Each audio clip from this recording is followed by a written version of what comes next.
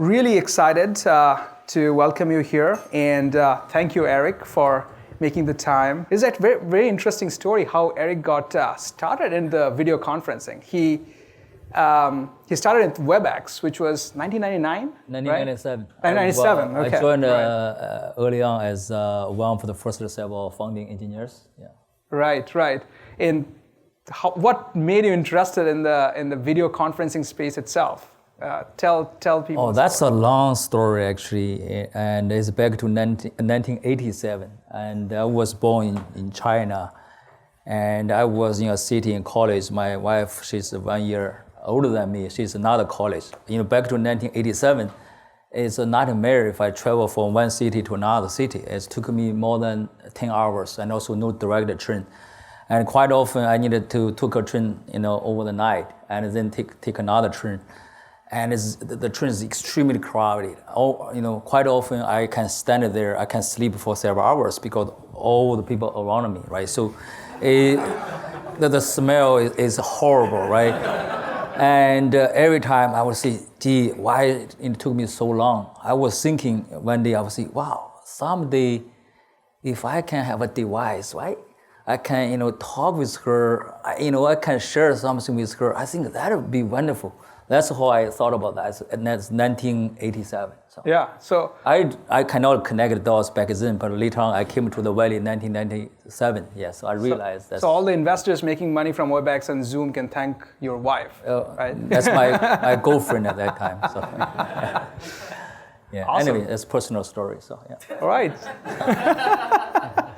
All right. So fast forward 97, you joined WebEx. It's a great story. You scaled from 0 to 800 million revenue, got acquired by Cisco. In the process, you were running a very successful engineering team.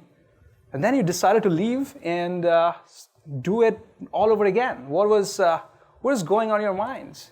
So first of all, back to the time when I came here in 1997. So, before that, I was in China, right? So I gave up my own startup companies because at that time, I was thinking, probably it will take another 10 years for internet to be popular in China.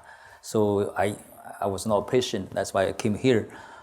But when I came here, I realized, wow, I wanted to join the sales team because I used to run my small startup company, but I have no idea how to sell. And also wanted to join the marketing team. They even do not have a product. I even do not speak English. I would say, how could I join the marketing team? And finally, I had no choice to write a code. And the good news, bad news, and my buggy code I wrote in 1998 is still running there. So sort of our competitor is good news for us, right? And because before I left, I spent a lot of time talking with customers. Quite often the customers say, hey, we are using this solution or Skype or WebEx, Google Meeting, Polycom, Tenable, you name it, so many solutions. But every time I did not see a single happy customers. I felt very embarrassed. I would say I spent so much time building something, but they do not like it.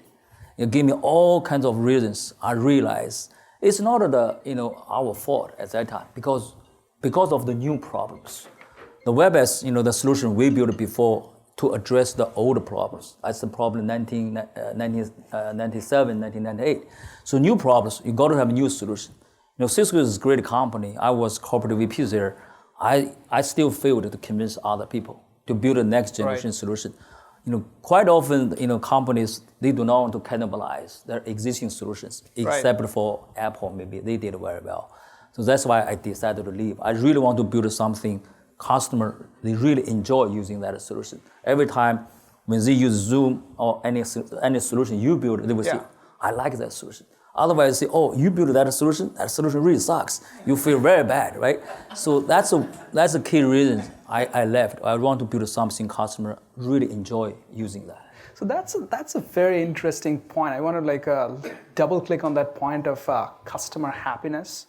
I think a lot of companies or a lot of founders when they start, there's a seduction of building revenue, growing fast, but not a lot of focus on customer happiness. And I believe from my product background, I was lucky enough to be one of the first guys in Office 365, that product drives a lot of the happiness. So talk to me a little bit about like the pros and cons, the trade-offs between being a product-first company versus a sales and marketing-first company, because you are definitely a product-first company, right? I think, in terms of, going fast or product-driven or sales or marketing-driven, I would say ultimately, the number one goal is you got to make sure the customers who already use your solution, they're happy. Otherwise, whatever you're doing not sustainable. So in our case, our philosophy is always to don't grow too fast. Yeah. Because we only have 24 hours a day. If you spend so much time, building up all those new features or spend time to chase after all the new prospect, who's going to care about those existing customers, right? If they are not happy very soon, even if you get 2 customers, the existing several customers, probably they are going to leave. So our philosophy always, focus on the product experience, make sure existing customers are very happy first. And after that, you probably still get a lot of new customers indirectly, because your existing customers, they can refer to their, the friends or their network to share your story. So that's great. That's great. Does that also kind of, as another question I think a lot of founders grapple with is inside sales versus field sales, right? And at what ARR level inside sales does not work and you need field sales. I think when I was chatting with you last time, you mentioned that Zoom actually is almost breaking the rules there. You're closing a lot of contracts through insights. I mean, is that a reason is that a kind of a corollary of being product first? I think we still follow the rules, so we don't want to break the rules. But anyway, in our case, because we build a software service, right? So normally channel, the traditional, the VARs, software, channel partners, normally they cannot help you. So you got to make sure, driven by your direct sales team. So in our case, how to make sure the product ready? So, we did it on purpose. So we don't want to create a sales team unless, myself or engineers, we can sell to several customers first. And after that, we started, establishing our sales team. We hired the first one.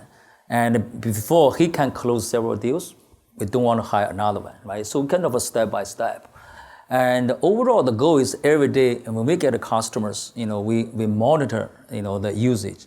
We also always talk with the customers, are you happy or not, right? How do you use our solution? If they are very happy, and if we try to spend more time getting more customers. Right. So that's kind of what we did, yeah. That's right.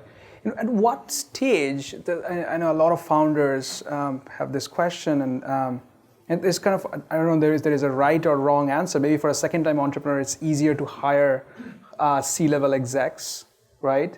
At what stage, or at what ARR stage, or at what product stage would you recommend founders or CEOs hire their first marketing and sales hire? And is it like a director level hire, or is it more like a C-level hire, right? Yeah. So in our case, we always wanted to hire the director level, the executives, because we really want to hire those people who can grow themselves along with the company growth. You really do not want to hire some people who is overqualified. Otherwise, quite often every business is different. You would like they adapt to your business rather than you adapt to their past experience. So, and also if you hire those people who would like to grow themselves along with the company growth, guess what? They are also very loyal to the company. And also we do not want to hire marketing, sales, support, at the same time. In our case, we hired the sales team first. And very soon the sales team told me that, hey, we got to have a marketing team. Yeah. We needed to kind of generate more leads. I would say, no, don't do that. Because you spend money to generate leads, those leads may not be sustainable. So we specifically, did not create a marketing team until just, April of 2015. Several years later, we had a sales team first. Interesting. And make sure we have enough organic growth. Because if a product works, you for sure you have a lot of organic leads. And then we create a marketing team to promote our brand. And then we build a CSM team, customer success team. So step by step.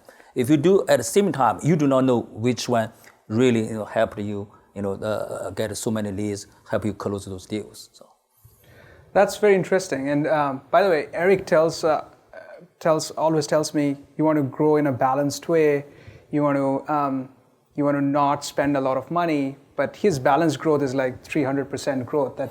That's the new balance, right? Yeah, that's out of our control. But always, I like to use that analogy. So, if you grow too fast, say, I live in, the San Jose. I come here, if I drive here like, 80 miles per hour, probably, compared to like 60 miles an hour, maybe just to come here like 10 minutes earlier.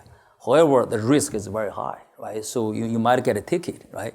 And why do you want to take that risk? Better conservative, right? Be paranoid every day. Don't grow too fast, grow steadily. I think that makes more sense because everything we are thinking, make sure everything we are doing is sustainable, right? We do not want to, like a growth like this, suddenly like this. So actually, let me ask you this. So what are the trade-offs when you compare yourself? I mean, obviously the one interesting thing is the first meeting we had was in your offices in Santa Clara when every other SaaS company was opening up 2 blocks from here, right? So you were definitely very frugal on the rent and everything else. But leaving aside rent, right? Like when you compare yourself with other companies, what are the trade-offs that you think are important in terms of building a sustainable business that you think you made versus what you see outside? I think that's a wonderful question. I think it boils down to, how do you feel, right? Do you feel happy or not? Make sure your customer happy, right? If whatever you're doing, you feel like, yes, it's everything under control, right? So we feel pretty happy, I just do it. Otherwise, don't follow what others did. May not apply to you. So you got to make sure you understand your team, understand your business. In our case, our culture is to deliver happiness, right? So everything centers around that. If the team can deliver happiness, we do it. We double down on that. We feel like something we should not do because could cause some problems. We are not going to do that. So we do not think about, maybe in 2 years double your market cap, your valuation, or maybe get a lot of other new customers, maybe 300 growth. That's not what we are thinking about every day. We really think about, employees happy and us customer happy. So. That actually brings me to a very interesting question. Employee culture, right? Employee happiness. I mean, all of us know the secret to building a really big company, one of the key areas is hiring the right employees, retaining those employees. And I think you told me you never fire anyone, right? No, we did. Or very, very restrained? Yeah, we did fire because... Okay. But your retention rate is very, very high. Yeah, because normally there's I would say three types of issues, in terms of employee problems. First of all, maybe the performance is not good. The second one could be they have an integrity issue, right? The third one could be, just some employees, they cannot get along well, right? So for the first one, we know how to do that, right? If performance is not good, we never want to fire you. We really want, as long as you join our company, we really want to help you, right? Manager, you cannot fire anyone. The manager also cannot fire anyone. Should it be always up to me? I want to say, could I help this employee or not? If I also cannot help, sorry, we all tried. We cannot help you. That's kind of our solution. If you have an integrity problem, for sure we are going to fire them. Very, very fast. And the third type of a problem, employee cannot get along well. We have no idea. So we do not know how to handle that. So we let them. Directly deal, by themselves. So overall, employee happiness is really important. I can share the story why, I had an engineer background. I managed a lot of engineers back to Cisco WebEx timeframe. And I found one thing interesting because I draw, I think, look at the employee, because I remember like WebEx went public, that's year 2000. And quite often, at that time, the company stock up and down, up and down. I draw, the WebEx stock, I would see the chart, and versus the number of bugs we created. Amazingly, there's something like this. I would say, wow, that's interesting. Finally, I found one thing is engineers, specifically engineers, if they are happy, the code quality is great. They do not create a lot of bugs, right? If not happy, wow. Is the code crashed, that kind of issue. Because when they are writing the code, they think about something else. And very soon I found, happiness is really important. Originally I thought probably that philosophy only applied to engineers, but later on I also realized it can be applied very well to sales team as well. Because if they are happy every day, when they talk with customers, they really think about how to help customers. Customers feel like, that's a trust. If they are not happy, customer also can feel that. Also, this company, they really not care about me. They just want to kind of close this deal. So finally I realized, happiness, that's really important. That's kind of a sort of a secret sauce, yeah.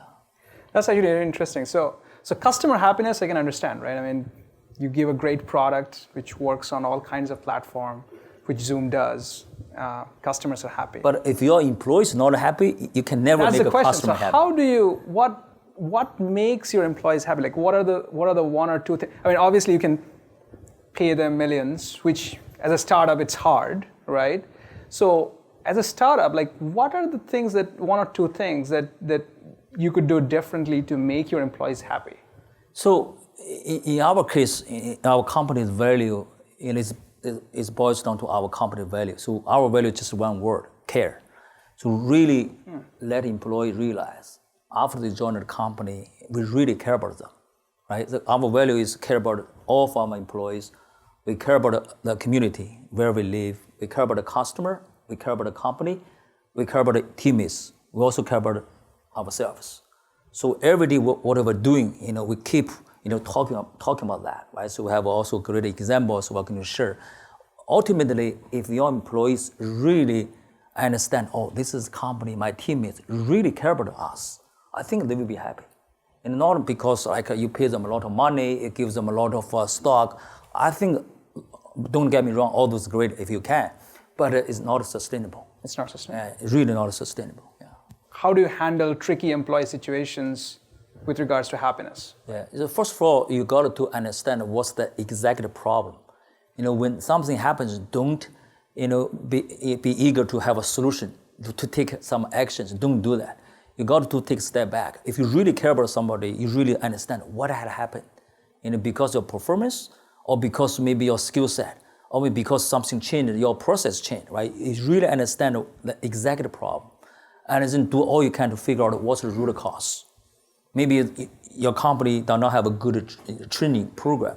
Or maybe employees, they already escalated those problems to you, but the senior management team, they sort of ignore that, right? It's not an employee problem, it's your problem.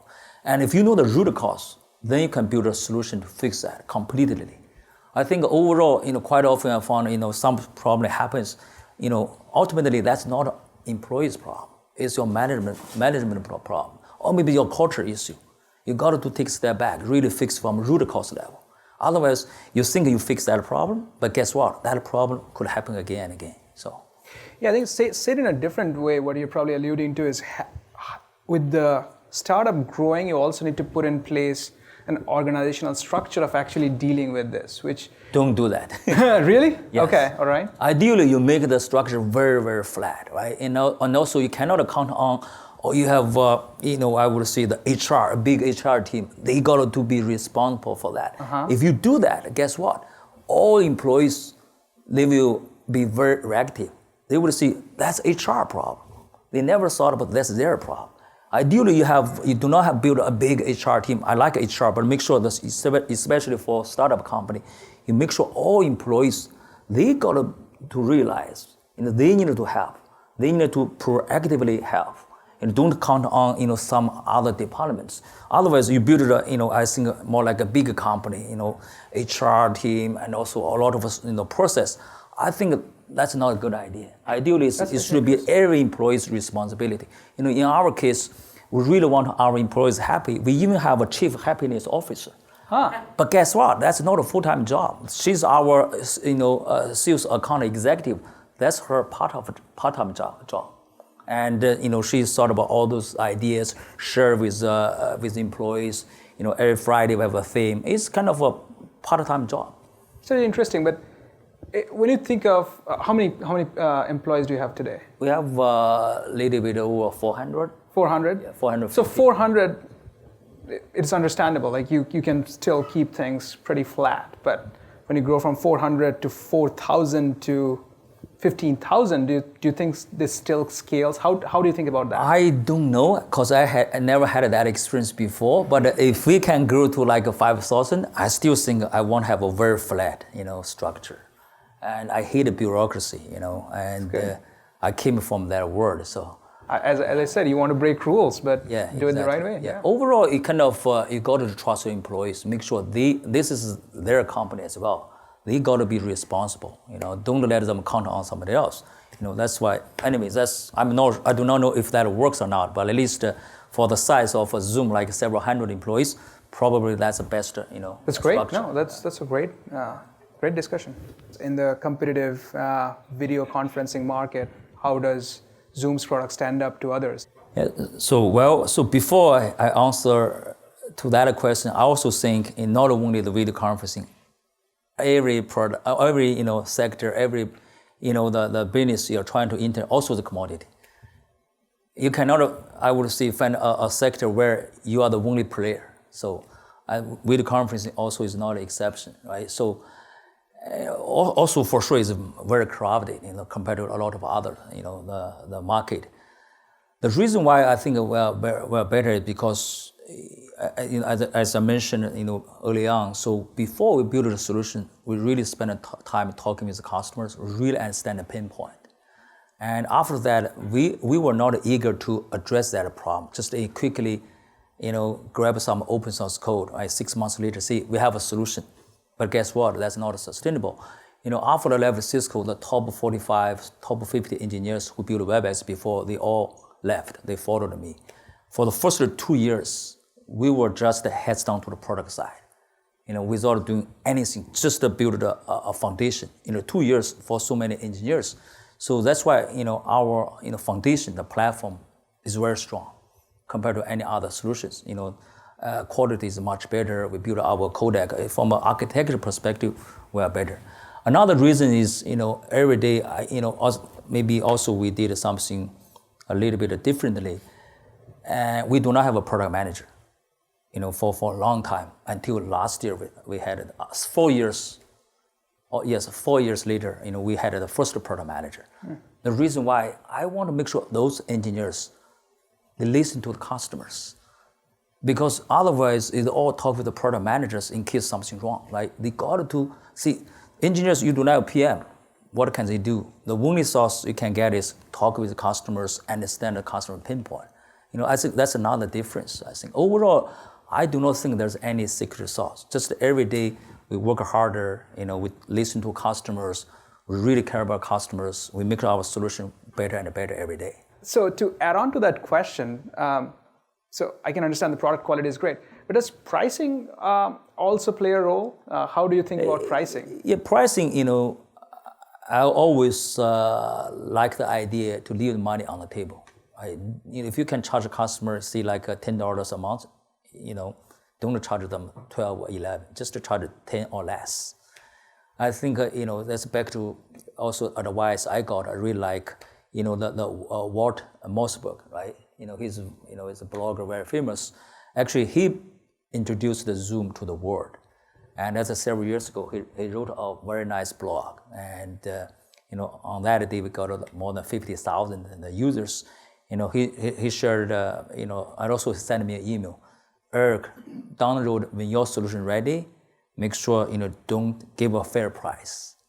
Don't charge customers, just squeeze, on that. So our philosophy always make sure leave the money on the table. Even if we can charge you more, we don't want to do that. Because we really want the customer understand, we want to build a long-term sustainable partnership. So more like, you have a friend, right? So you want to build the, friendship, that's something similar. Yeah, that's a very interesting point, because in a recurring revenue business, your renewal rate is also very important. And if you're actually leaving money on the table, next time when it comes time to renew, it's almost an automatic renewal because your competitors are still really high price with a similar or inferior product, right? That's one of the questions. Ideally, you want a customer, they found out that, wow, those two solutions similar. How come the company A, like Zoom, they only charge us like $14.99 a month? Another solution that really sucks, but charge us 3 times more. And guess what? If a customer found that, they are going to share the story with their friend. They say, don't try that solution is much better. More like, hey, you sell the Tesla, right? It's kind of, better price than any other cars. For sure, you want to share with everybody. Let's go get the Tesla, only like, 15,000. So, Well, I think to that end, I want that price though. So, yeah. Yeah. To that end, I think what you shared with me was initially some of your customers thought you were a scam, right? Offering better product for like 1/3 the price, and was that like it's hard to convince people for, especially on the enterprise. I mean, on the consumer side, it's probably easier to sell, but on the enterprise side, people want the credibility, reputation as well. Right? That's right. That's a little bit of challenge because the conventional wisdom, especially if you talk about enterprise, if they saw your price very low, they are going to suspect, your solution for sure not good. And we also do not know how to fix that problem. That's why 2 years ago we increased our price by 50%, and from $9.99 to $14.99, that the problem is fixed. So it's still much better than any other solutions. And it's really hard because a lot of enterprise IT, they do not believe that. They say, your solution is great. How come your price is so low? We do not believe that.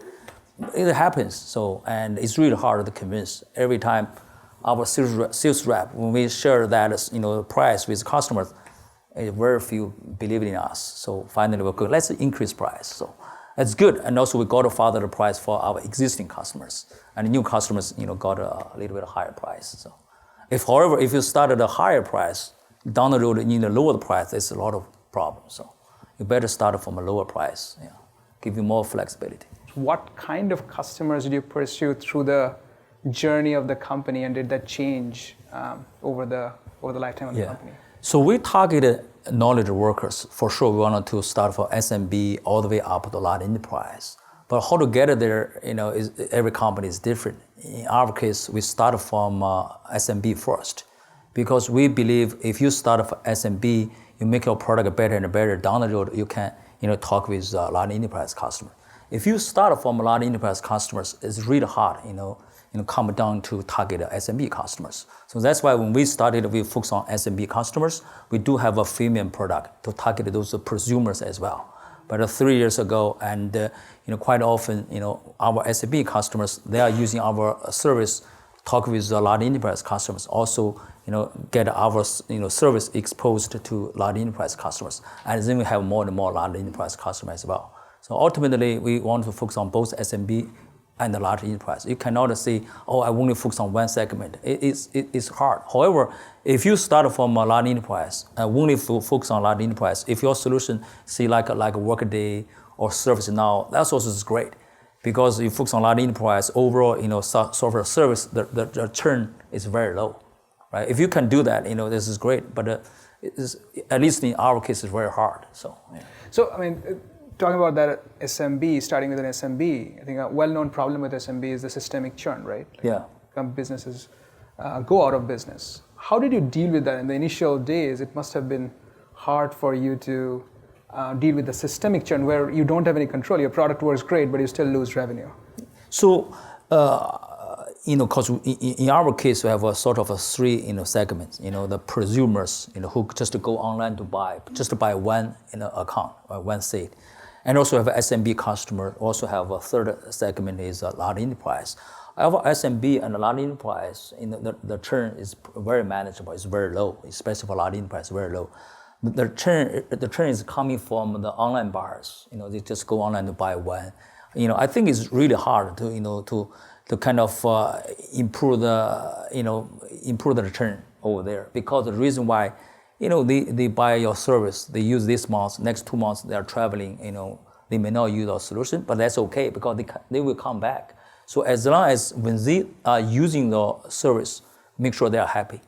Even if they cancel, that's okay. Someday they will come back because there's all kinds of other reasons why they cancel the service.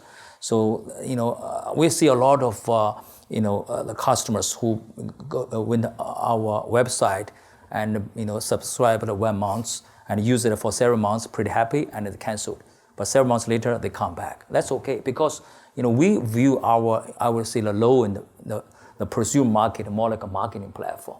They help us to spread the word. If there's no revenue, that's okay. if there's revenue, coming out of that segment, that's even better. So it's great insight. So if you are building for the long term, for a sustainable, you want to build a platform versus a product. I guess the question is, how do you innovate, turn the product into a platform at the same time listening to your customers? Yeah, I think for ultimately the platform, that's a goal. If you can build a platform, build a big ecosystem, your business model probably more sustainable. But however, it's really hard to build a platform. You got to have a killer app first. If you spend too much time to build a platform without a killer app, your platform not sustainable. See, if you have a platform, I will look at your business, look at, you even do not have a killer app. Why want to build something, upon your platform, right? Like you look at Salesforce, they have a killer app first, and then have a Salesforce Exchange platform. I would say focus on your killer app, make your customer happy. And if you already have a lot of customers, third party, or maybe developers, they want to talk with you to let you open up your platform. You see the real demand, then do it. Otherwise, if you focus on platform too early, I think it may not help you, and it could be a big distraction. Yeah. What's the right balance between upselling and acquiring new revenue? Yeah, I think that's a wonderful question. Every day we also talk about that, in our meetings. Ultimately, I think as long as there's no conflict, ideally create two teams. One is the upsell team, another is account team, just to chase after the new prospect. However, the conflict will come, if they send you feedback, say like features, right? And also, there was some conflict. If that happens, you focus on, I would say, upsell opportunity, because those are existing customers. Anytime there's conflict between the existing customers versus the new customers, we always prioritize, for those existing customers. That's why upsell opportunity more important than the new customer. However, it's really hard. Every case, is different, and every day we also sort of struggled. So it's not that easy. Yeah. Question is. Confidentiality, privacy issues going to the cloud. Yeah, it's very important. That's why, even we talk about software service for many, many years. Enterprise, they did not kind of embrace, public cloud solution until recently. That's one of the key reasons. That's why when we designed the product, from every layer, we make sure, first of all, your service is very secure. And also, in our case, it's sort of relatively straightforward, because we don't want to record anything by default. Meaning after your video conferencing is over, nothing left over in our backend side. Metadata, we do have that. However, the metadata normally we do have a feature set. You see, I scheduled a meeting, that meeting very sensitive. I don't want to send the meeting subject line to our cloud. That's fine, you can configure that. So we kind of give customer flexibility. If you trust us, you can send those meeting subject line to us. If you do not, you can disable that feature. Overall, like we also have healthcare customers. We have HIPAA compliance. We also send BAA. Like we also have we also have a persistent chat room feature, right? Have file sharing, all those features. If you do not feel comfortable, that's fine. You can disable all those features. You got to give specifically for enterprise customers, you got to give them flexibility. If they don't trust any feature, they can turn on or turn off. Yeah. It's actually quite interesting. I was talking to the CIO of Ashley Furniture today for a different context, and I asked him, being one of the older traditional companies, are you afraid of moving data into the cloud? And what he told me was very interesting. He told me, I only have 200 people in my company doing security, and the SaaS company that I'm trusting with probably has 5,000, or AWS has 5,000. So it's probably not an issue for me right now. So I think there are customers who are forward thinking, but there are customers that are not forward thinking, but slowly people are transitioning over, and that hindrance is not there anymore. Please connect him to me. I will. I'm a big champion of Zoom. To let them switch to Zoom. How do you think about financing, capitalizing? Yes, that's very tough, and every company is different. So in our case, because I know actually it will take us maybe at least 1.5 years, 2 years to build a product. So when I raised the money, first of all, we started from those angel investors. And I really like those investors who really, kind of sort of trust me or invest in me, not in our business. Two of our angel investors, they even do not know what we're doing after several months. So, but that's good news because we told them, it takes some time to build a product. And at that time, we also do not know how long it will take. That's why when I left Cisco, I wanted to raise $2 million. And finally, I realized I better raise like 50% more. So I raised $3 million. It turned out that's the right thing to do because we started 1.5 years, but guess what? It took us 2 years. So with the $3 million, we give us enough time, for us to raise the A round. Overall, I think ideally, if you want to raise, say, like $10 million, you better raise 12, 15 million. You never know what's going to happen. Also, try to talk with those investors who really like you, invest in you, right? Otherwise, if they invest into your business, quite often your business is up and down. You can pivot the business. If they invest in your business, I think down the road there might have a conflict. I think the Qualcomm Ventures also our investor. Where's the Patrick? And Patrick is somewhere. There he is. Yeah. This is a great example. Patrick, told me that, and such his partner, we really like your background. We really want to invest in you. Just to tell us what we can do to help. And I also pretty sure Patrick also did not know what I'm doing at that time. As are most investors, right? Yeah. They're all clueless. Yeah, that's the best investor. Exactly. That's the best investor. If they always spend time to deep dive, why you do this, why you do that, normally that's not a good sign, actually. Yeah.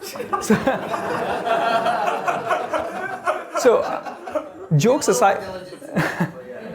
Jokes aside, though, there's one point I want to really stress here. I keep telling this to a lot of entrepreneurs I meet.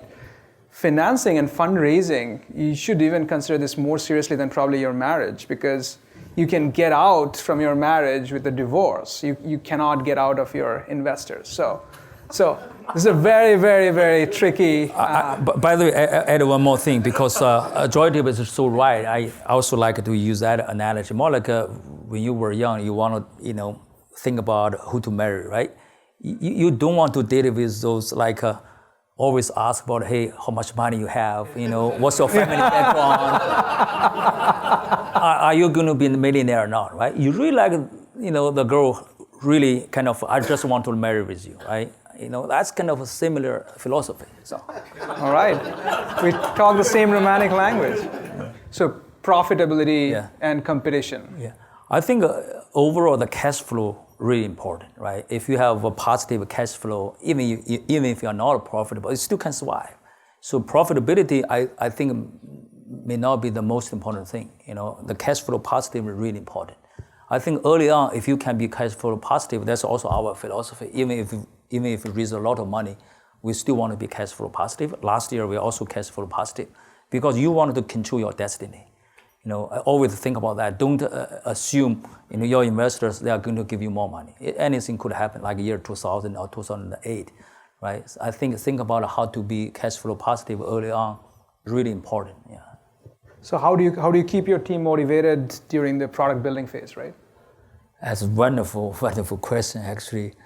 The trick I used is I always, from time to time, I let them try other product. I would say, do you want to build something similar or you want to build something better? And one of our competitors, they raised a lot of money. And the engineers, they say, oh, they raised so much money, we still don't have a product. I would say, don't worry, let's all try that product. After they try, they say, what? That product does not work. They raised $50 million from a famous VC. I would say, yes, if you can build something better, you can raise $100 million. And you did. Every time I use that, it works so well. Seriously, engineers really like that. And for sure, you got to make sure before that you kind of find out those either bugs or the product issues, and then you should present it to your team. They work very hard. They say, wow, I think that anyway, that's what we did. So how do you scale as a CEO of the company?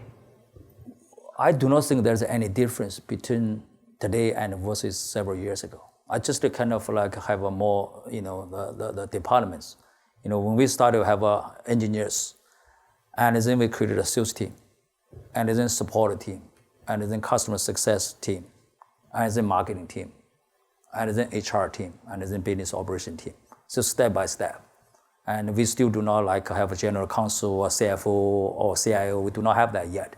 So we still like very similar to what we started early on. So, but don't you at some point, like, are you not more removed from your leaf level customer success manager or the engineer who's, you only have so many hours in the day.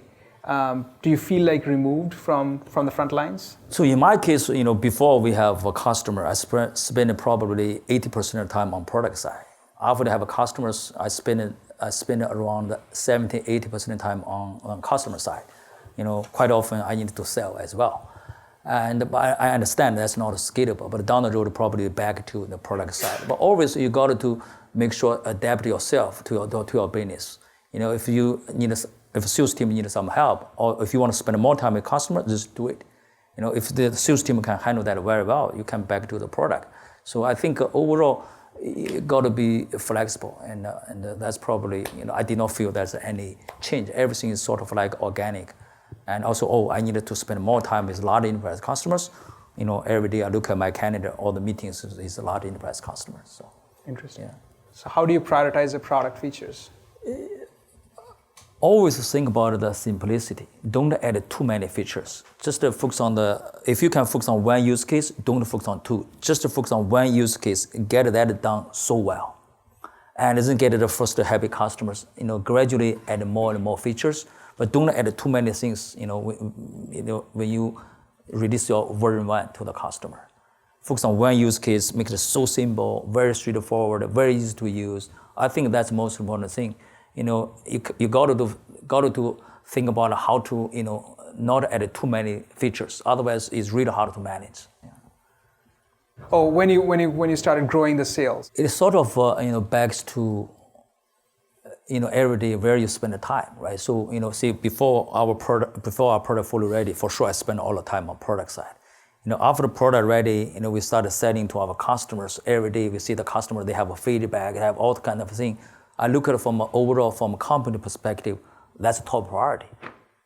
I got to focus on that. If today is still top priority, I still focus on that. Until the customer see they are pretty happy, and finally customer told us, I needed those several features. Those kind of things become the top priority. Okay, I focus on that. Normally, I only focus on the top priority across the whole company, either product, sales, or support, whatever. I put everything together. I ask myself, which one is more important? Which one I can help more to help to move the needle? Then I do that. Yeah. Otherwise, it's really hard. You cannot say my interest only on product side. I only focus on product side. That's not scalable. So how do you manage enterprise sales cycles? First of all, don't put those sales reps who are not patient, to deal with the enterprise customers. It's a long sales cycle. And if you're lucky enough, you can close an account within 1 quarter, 2 quarters. Because large enterprise, you look at it from their perspective, if they want to sort of deploy your solutions, too fast, it's not responsible from their perspective, because it's a so big organization, and the process-wise, and they might be using other solutions as well. To switch from any solution to other new solution will take some time. If you understand that, you can plan well. You say, this customer, don't plan like 2 months, 3 months. This is 1 year or 18 months, that's okay. As long as eventually can get that customer, that's okay, right? So at the same time, you also need to have SMB customers, major accounts, commercial, accounts as well. So, large enterprise is part of that. I think with that, you can sort of balance, your revenue stream. Yeah. Overall, I think you got to be patient. Yeah, and no secret sauce. You can close a large enterprise account, within the 2 to 3, months. It's really hard, unless you are the CIO of that enterprise. Well, so be patient and build a sustainable business. That's maybe last question. Okay. Incentives for replacing. Yeah, it's very common. You got to have a buyout program, because customer, they already pay, especially a lot of enterprise, they prefer like, they pay upfront. They already paid to your competitor solution for say like 3 years. And they really do not like the solution, but however, guess what? The contract is still like, 18 months away. So we see, that's fine, we buy out. And, that's pretty, the common case. Otherwise, you wait until, last months, you never know what's going to happen. Plus, the customers, they say, wow, really, kind of do not like the solution. You also do not give your solution to us, meaning you do not care about them, right? If you really care about them, you let them use your free service for a while. Also, you can start establishing the trust, between, your company and the customers. So, yeah, it's pretty, I think, common, yeah. It's great. Awesome. Well, a big hand for Eric. Thank you so much.